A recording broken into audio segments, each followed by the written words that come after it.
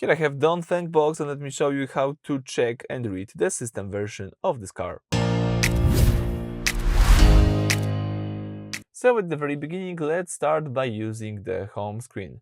Here let's open the car icon to get access to settings of your car.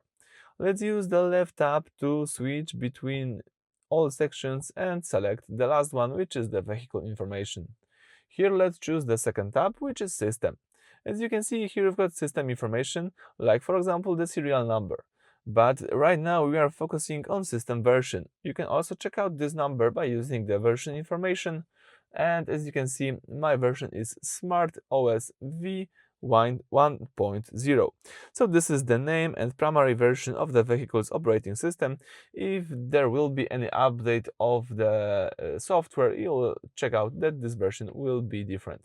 So that's it for this video. Thank you for watching. Please subscribe and leave thumbs up.